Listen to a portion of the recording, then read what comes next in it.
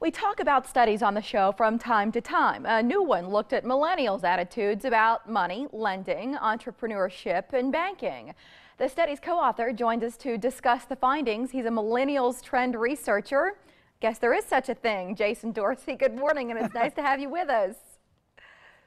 Thank you for having me. Really appreciate it. First, help us understand millennials. How do you define them? Sure. At our center, we define millennials as being born between about 1977 to 1995. In practical terms, we're about ages 19 to 37. So 80 million people in the U.S. And in banking, for example, we're the fastest growing generation of bank customers today. Really, really exciting times. And how does that translate to uniqueness compared to other generations? Well, we think we're special. We have a ribbon from 12th place to prove it. That's funny. But yeah, so we do think that we're individuals. And in fact, in this new study we just did with the Independent Community Bankers of America, we found that millennials were the group who most felt like we were treated as numbers at a bank, which just starts to tell you how, we don't like to be treated as numbers, and we feel that already. And so we need to be special. So what are banks to learn? What are other businesses to take away from this new information?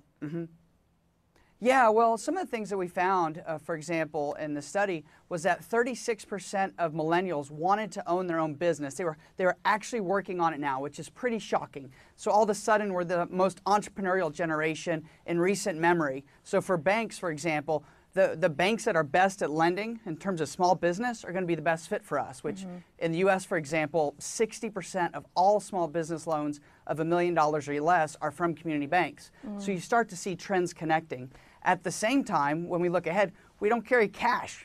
Almost a quarter of us carry less than $5 every single day. Wow. So that starts to change how we think about money. And businesses in general are recognizing that we need to hear that we're special and unique and valued. And I know people roll their eyes and go, great, here's another trophy.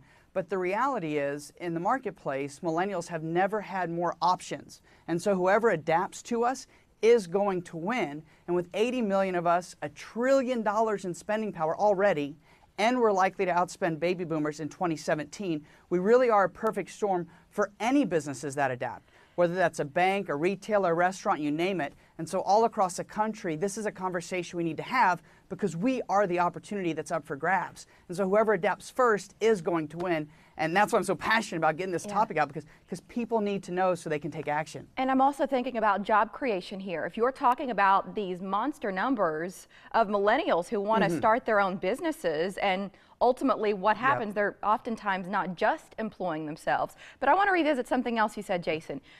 This point about loving technology, because if we're not carrying cash, that means we're carrying cards or something else, our phones, using those to pay. But then you also said personal service matters. So how can companies consolidate those worlds?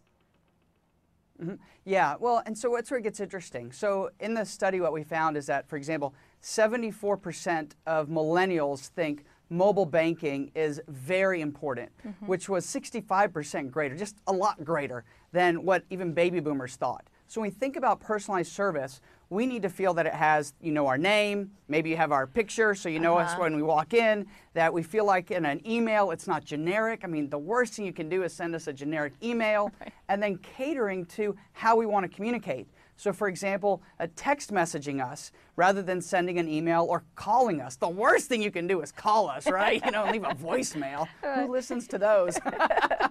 So it's really saying, you're an individual. How can I create an experience for you that makes you feel valued, that makes you feel included, that makes you want to tell your friends? I mean, our generation is the one most likely to refer a product or a service or a bank if we have a great experience, which again just speaks to the idea that if you win us, you win so many more people. I mean, it's so exciting. Yeah, and social media, a big part of that. Is there one website, we're out of time, but if our viewers want to follow this conversation up online, where would you send them? Yeah, the best website to go to is icba.org. It has all the information from the study there. You can read some of our strategies and tactics, and we just put up a white paper with very specific things that you can do right away to take advantage of millennials, no matter what it is you're trying to do. Thank you, Jason. We appreciate it. Thank you for having me. Mike?